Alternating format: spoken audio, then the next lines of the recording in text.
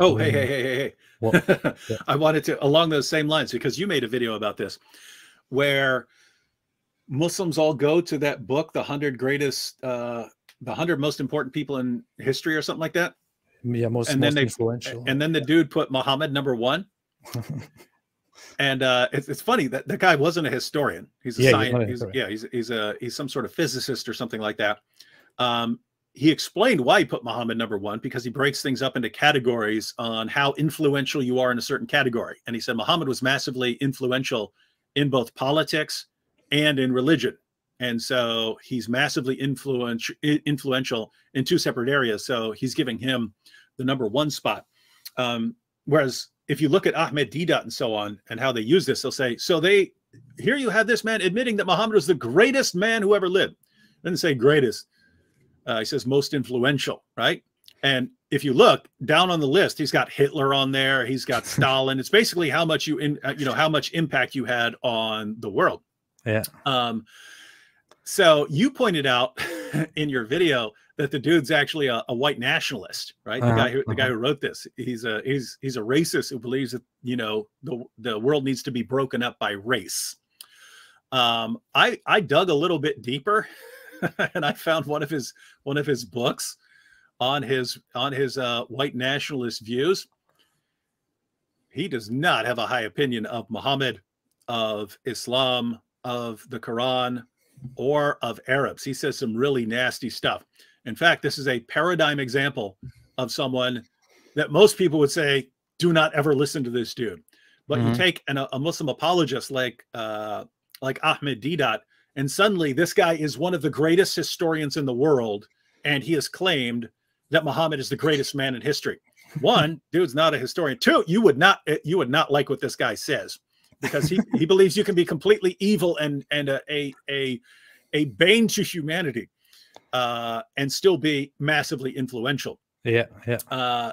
And so, but in the hands of a Muslim apologist, this guy becomes a great historian who confirmed that Muhammad is the greatest man who ever lived.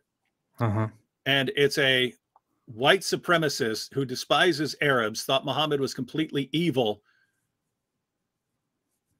and not a historian at all.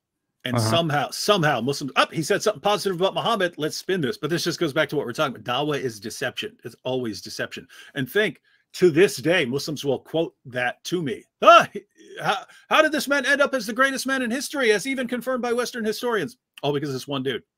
Weird stuff, man.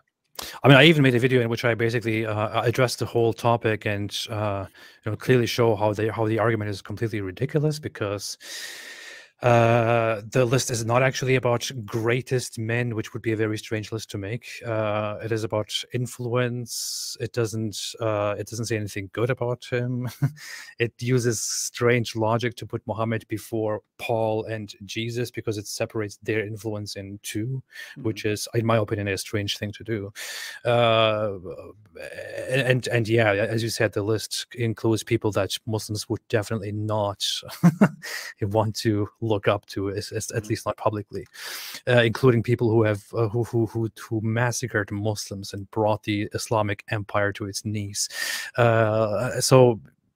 But even on that video where I address this whole issue and basically refute this thing, you still have people in the comment section like, oh, now you're just denying the truth.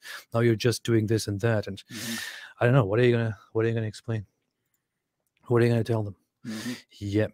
By the way, one person, Amina Sardar, I just want to make a quick shout out to Amina Sardar. I think she has her own channel. I saw that. I would actually like to invite her sometime. She said that Apostate Prophet has been influential in her leaving Islam. I don't know who Apostate Prophet is, but I really appreciate her saying that. So thank you so much. Yeah, all we have here is the Apostate Ninja Daddy. Yeah, Apostate Ninja Daddy Mommy. That's what I am.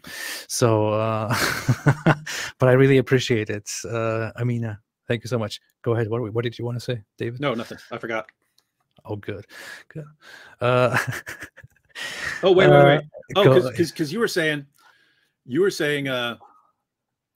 said that even after you completely refute the argument, you have people still saying you're rejecting it, right? Like, this is a guy that the vast majority of people would not listen to in the world today. He wants to break up the entire world by races and IQ averages and so on, and has nothing but contempt for Arab people, and has nothing good to say, as you pointed out, has nothing good to say about Muhammad.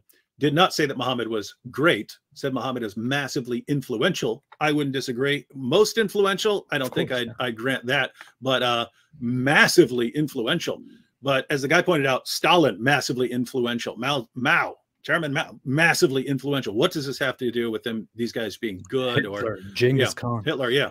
Has nothing to do. It's just about how much impact these guys have had on the world. And again, not an expert in any sort of field. If you think what's he an expert in? Well, science, but then he got into racist stuff. But even then, you could point all that out, and they'll still just mindlessly go with DDOT. Oh, you're just rejecting the truth.